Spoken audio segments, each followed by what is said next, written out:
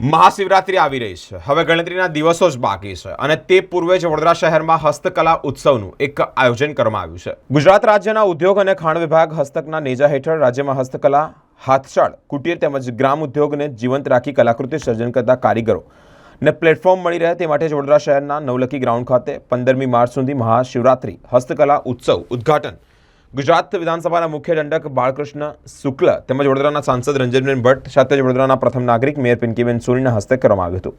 આ પ્રસંગે જ માંજલપુર વિધાનસભાના ધારાસભ્ય યોગેશભાઈ પટેલ, ધારાસભ્ય શ્રી કેયુરભાઈ રોકડિયા સહિત અનેક મહાનુભાવો ઉપસ્થિત રહ્યા હતા. આ હસ્તકલામાં 250 જેટલા સ્ટોલ ઊભા કરવામાં આવ્યા હતા. વડોદરાવાસીઓ આ હસ્તકલા મેળાનો લાભ લે તેવું આહવાન પણ કરવામાં આવ્યું હતું. વર્ષોથી જે પ્રમાણે આખા ગુજરાતના સિનિયર મોસ્ટ ધારાસભ્ય શિવજીના પરમ ભક્ત અને લોકલાડીલા યોગેશભાઈ પટેલ દ્વારા મહાશિવરાત્રિએ શિવજીની જે નગરચર્યા થાય છે, શિવ પરિવારની જે નગરચર્યા થાય છે, તેમાં રાજ્ય સરકાર દ્વારા એક ખૂબ મોટું આકર્ષણ અને નાગરિકો માટે એક જ જગ્યા પર બધી જ વસ્તુઓ મળી રહે તે માટે છેલ્લા 4-5 વર્ષથી શિવરાત્રિમાં શરૂ થયેલો આ શિવરાત્રિ મેળો આખા વડોદરાનું આકર્ષણનું કેન્દ્ર છે. ત્યારે આ વર્ષે પણ નવલાખી ખાતે આજથી એટલે 6મી તારીખથી 15મી તારીખ સુધી રાજ્ય સરકાર દ્વારા ખાદી, હસ્તકળા બોર્ડ, ઇન્ડેક્સ અને આ બધા જ લોકો સાથે રહીને 250 જેટલા સ્ટોલ્સ દ્વારા દેશ વિદેશના ખ્યાતનામ કલાકારો અને કારીગરોના હાથથી બનાવેલ અને એવા કલાકારો કે જેમને રાષ્ટ્રપતિ એવોર્ડ મળેલા છે. આજે માની લો કે આપણે નેલ પેઇન્ટિંગની વાત કરીએ તો નેલ આર્ટિસ્ટ દુનિયામાં કોઈ એક વ્યક્તિ ખૂબ જ સારી રીતે કરી શકતા હોય એવા પ્રકાશભાઈ મકવાનાથી લઈને અલગ અલગ હમણાં આપણે જ્યાં ઊભા છે પણ રાષ્ટ્રપતિ એવોર્ડ છે. કચ્છની એક અલગ પ્રકારની એક વસ્તુ છે.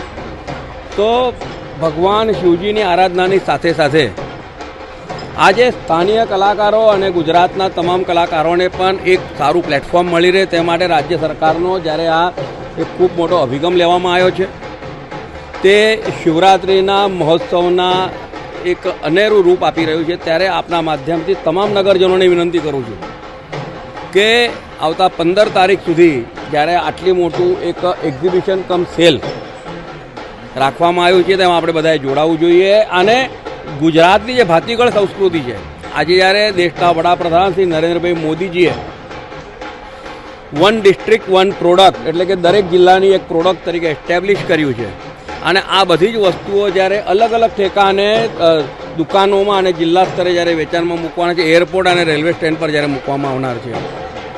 અને વડોદરા માટે પરમ સૌભાગ્યની વાત છે કે આ જ પ્રકારની કલાને ઉજાગર કરવા માટે આ વખતે એટલે કે ગયા વર્ષે જ રાજ્ય સરકારે માનનીય મંત્રી શ્રી બલવંતસિંહ રાજપૂત સાહેબ અને જગદીશભાઈ વિશ્વકર્માજી જ્યારે અત્રે આવ્યા હતા ત્યારે તેમને જાહેરાત કરી હતી અને રાજ્ય સરકારે ડાયમંડ જ્યુબિલી ખાતે ખૂબ મોટું આર્ટિઝન સેન્ટર બનાવવાની પ્રક્રિયા હાથ ધરેલ છે. ટેન્ડર પ્રક્રિયા પૂર્ણ થઈ ગયેલ છે. આગામી દિવસોમાં વડોદરામાં 80 કરોડથી પણ વધારે રૂપિયાના ખર્ચોથી એક એવું આર્ટિઝન સેન્ટર બનવા જઈ રહ્યું છે કે આખા ગુજરાતનું આકર્ષણનું કેન્દ્ર થવાનું છે. ને આપણે આ બધા જે ગુજરાતના ભાતીગળ કળાનો વારસો અહીં જોઈ રહ્યા છે એ તમામ કારીગરો ત્યાં આવશે. ત્યાં જેમને ભણવું હશે, જેમને શીખવું હશે, માની લો કે આપણે આ કચ્છની જે સ્પેશિયાલિટી ત્યાં ઊભા છે તો કોઈકને ઈચ્છા થાય કે મને આ શીખવું છે તો એનું ટ્રેનિંગ સેન્ટર પણ થશે. અહીંયા જે કારીગરો આવશે તેમને રહેવા માટે 250 જેટલી રૂમો કરેલી છે અને એની સાથે સાથે એક્ઝિબિશન સેન્ટર છે ને એક પરમનન્ટ દુકાનોનું પણ સ્ટ્રક્ચર છે. અને તેના માટે હું રાજ્ય સરકારનો ખૂબ આભાર માનું છું. અને આગામી દિવસોમાં એટલે કે 1-2 વર્ષમાં જ્યારે આ સેન્ટર ચાલુ થશે ત્યારે આ પ્રકારનું એક પરમનન્ટ એક્ઝિબિશન સેન્ટર ગુજરાતનું એવું કહી શકાય કે સૌથી સારું સેન્ટર બનવા જઈ રહ્યું છે.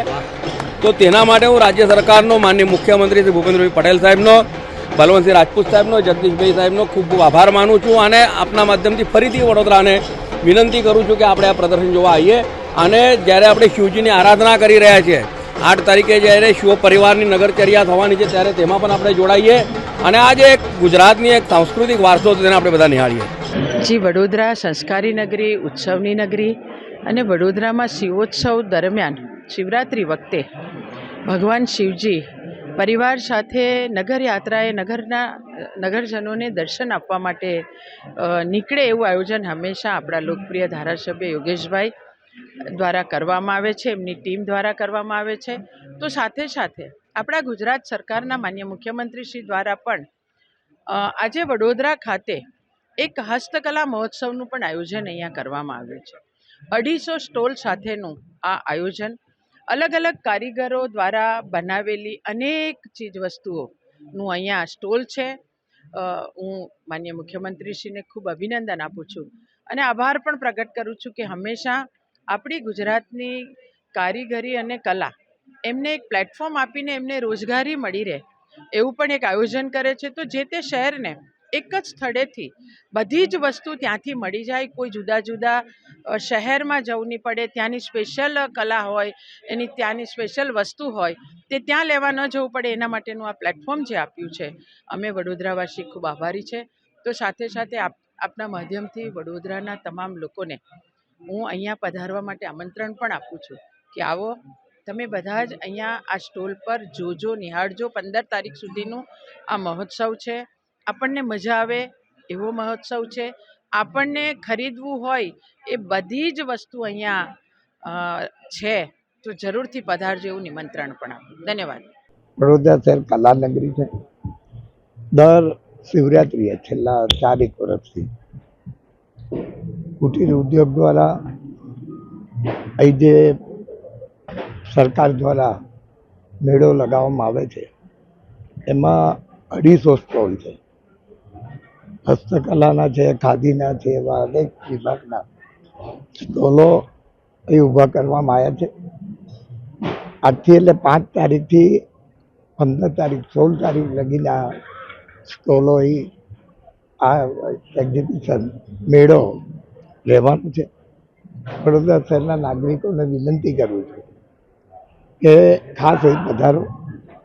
તમને અહીં ઘણી વસ્તુ જોવા મળશે, તમને ખરીદવાની પણ વસ્તુ જોવા મળશે અને આખા ગુજરાતમાં અનેક જગ્યા અનેક શહેરોમાં કુટીર ઉદ્યોગ દ્વારા મેળા લગાવે છે. પણ વડોદરા શહેરમાં છેલ્લા 4 વર્ષથી જ્યારે મેળા લાગ્યા છે તો વધારે વેચાણ વડોદરા શહેરમાં થયું છે.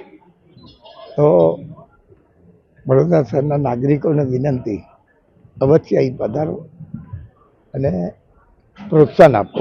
જે બી હસ્તકળા છે એને પ્રોત્સાહન આપો. આજે ગુજરાત સરકાર દ્વારા વડોદરાના નવલખી મેદાન ખાતે હસ્તકલા, માટીકામ વિભાગ અને હસ્તકલાના વિવિધ વસ્તુઓનું પ્રદર્શન કમ વેચાણના એના પ્રદર્શનનું ઇનોગ્રેશન કરવામાં આવ્યું. સમગ્ર ગુજરાતના વિવિધ શહેરોમાંથી પોતપોતાની રીતે બનાવેલા હસ્તકલાના નમૂના અને પોતાના હાથે બનાવેલી વિવિધ વસ્તુઓના અહીંયા સ્ટોલ છે. તો ઘણા શહેરોની જે ઓળખ છે એવી ભાતીગળ ઓળખ ધરાવતી વસ્તુઓનું પણ અહીંયા પ્રદર્શન અને વેચાણ થનાર છે.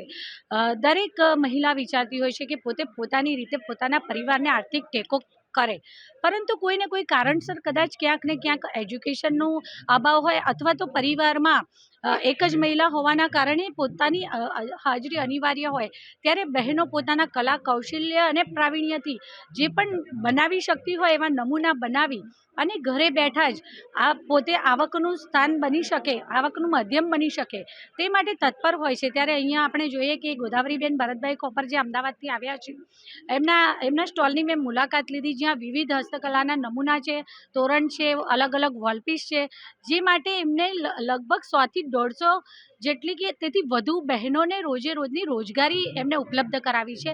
એમના દ્વારા વિવિધ મટીરિયલ પ્રોવાઈડ કરવામાં આવે છે, જેમાંથી બહેનો ઘેર બેઠા વિવિધ વસ્તુઓ પોતાના ઘરના પરિવારની કાળજી લેવાની સાથે સાથે વિવિધ નમૂનાઓ બનાવે છે, જે માટે એમને એક વસ્તુ બનાવવાનું મજૂરી આપવામાં આવે છે અને એવી રીતે એ લોકો દ્વારા રોજના 100 થી 200 નમૂના બનાવી અને મોટી રકમ રોજ બહેનો કમાઈ શકે છે ઘરે બેસીને.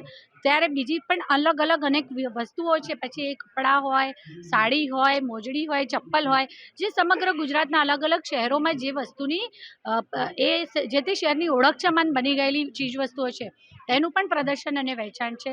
ત્યારે કલા અને સંસ્કૃતિની નગરી એવા વડોદરાના સૌ શહેરીજનો પણ કલાપ્રેમી છે, ત્યારે હસ્તકલા દ્વારા બનાવવામાં આવેલા આવા વિવિધ નમૂનાઓને આ 10 દિવસ ચાલનારા પ્રદર્શનમાં આવી અને શહેરીજનો પણ ચોક્કસ પોતાના ઘરનો એક હિસ્સો આમાંથી કોઈક ને કોઈક વસ્તુને ખરીદીને બનાવશે એવો મને વિશ્વાસ છે. અને હું સૌ શહેરીજનોને પણ અપીલ કરું છું કે આપણે ચોક્કસ આ પ્રદર્શનની મુલાકાત લઈએ અને આ પ્રદર્શનમાં ગુજરાત નામના આપણા પરિવારમાંથી જે પણ અલગ અલગ શહેરોમાંથી પરિવારો આવ્યા છે તેમને પણ ખૂબ ખૂબ શુભેચ્છાઓ પાઠવું છું.